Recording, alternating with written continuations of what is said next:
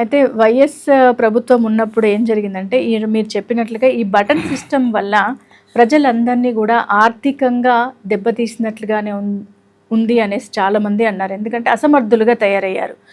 నెల కాగానే మాతృవడి ఇవన్నీ అమ్మఒడి పథకాలు ఈ వడి ఆ వడి అని చెప్పేసి అన్నీ ఇవ్వడం జరిగింది. ఇప్పుడు వీళ్ళు వచ్చిన ప్రభుత్వం ఏమంటుందంటే మేము వచ్చేసరికి కూడా మొత్తం అప్పుల కుప్పగా మార్చేసింది వైఎస్ఆర్ సర్కార్, అందుకని చెప్పేసి ఇప్పుడు మాకు ఇబ్బంది కలుగుతుంది అని చెప్పేసి ఇప్పుడున్న కూటమి ప్రభుత్వం అంటుంది.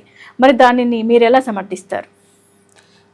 చంద్రబాబు నాయుడు గారు 2014 నుంచి 19 మధ్య పనిచేసి ఆయన వెళ్ళిపోగానే జగన్మోహన్ రెడ్డి గారికి వచ్చినప్పుడు కూడా అదే పని చెప్పాడు. ఆయన అదే మొత్తం అంతా ఖాళీ చేసిపోయారు. చంద్రబాబు నాయుడు గారు ఖాళీ చేసిపోయారు.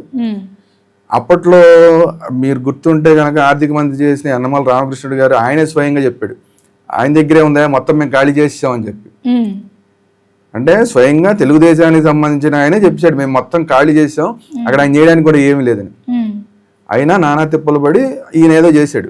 ఇప్పుడు మళ్ళీ ఆయన వెళ్ళిపోయి మళ్ళీ ఈయన రాగానే వీళ్ళు కూడా అదేమంటున్నారు, మొత్తం ఖాళీ చేసి వెళ్ళిపోయారు. ఆల్రెడీ ఖాళీగా ఉన్న దాని మీద ఎట్లా ఒకటి నడిపించుకుని మళ్ళీ వచ్చారు, సేమ్ ఖాళీగానే ఉంది. ఖాళీగా ఉండటం అనేది కామన్. దాని తర్వాత నుంచి ఇప్పుడు ఆ ప్రభుత్వం అయినా ఈ ప్రభుత్వం అయినా నడుస్తుంది. ఎలా నడుస్తుంది అంటే అప్పుల మీద నడుస్తుంది. అప్పులు తీసారు. అప్పుడు ఆయన్ని విపరీతంగా వ్యాఖ్యానాలు చేశారు జగన్మోహన్ రెడ్డి గారిని, అప్పులు చేస్తున్నాడు అప్పులు అయిపోతున్నాయని. ఇప్పుడు అంతకన్నా ఎక్కువ అప్పులు చేస్తే కానీ రాష్ట్రం నడవలేని పరిస్థితి. సో అప్పుడైనా అప్పుల మీద నడిచింది, ఇప్పుడైనా రాష్ట్రం ఖజానా ఖాళీ అనేది అది మాత్రం వాస్తవం. దానివల్ల ఇప్పుడు మెడికల్ కాలేజీలు కట్టలేమని 2 చేతులు ఎత్తేసారు కదా. 6,000 కోట్లు మేము ఖర్చు పెట్టలేమని చెప్పి 2 చేతులు ఎత్తేసారు. కానీ 1,00,000 కోట్లు పెట్టి అమరావతి మాత్రం కడతానని చెప్తున్నారు. 6,000 కోట్లు లేవని చేతులు ఎత్తేసిన వాళ్ళు 1,00,000 కోట్లు పెట్టి మేము అమరావతి కడతామంటున్నారు.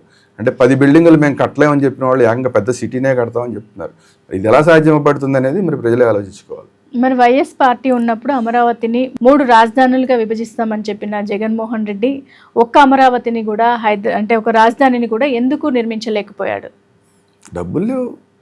ఆయన అప్పుడే చెప్పాడు కదా, మా దగ్గర లేవండి. చంద్రబాబు నాయుడు గారు చెప్పారు దీనికి 1,00,000 కోట్లు అవుతుందని. చంద్రబాబు నాయుడు గారు చెప్పారు 1,00,000 కోట్లు ఎక్కడ ఉన్నాయి, గవర్నమెంట్ దగ్గర 1,00,000 కోట్లు లేవు, ఎట్లా కడతాం మేము, కాబట్టి మేము కట్టలేము అని చెప్పి ఆయన ఏం చేశాడు, ఇక్కడ ఉన్నది ఉన్నట్టు ఉంచేసి మిగతాదంతా మేము విశాఖపట్నం వెళ్ళిపోతాం అని చెప్పాడు, కర్నూలులో కొన్ని పెడతామని చెప్పాడు. అది ప్రజలకి నచ్చలేదు, ఆయన తీసి పక్కన పెట్టారు.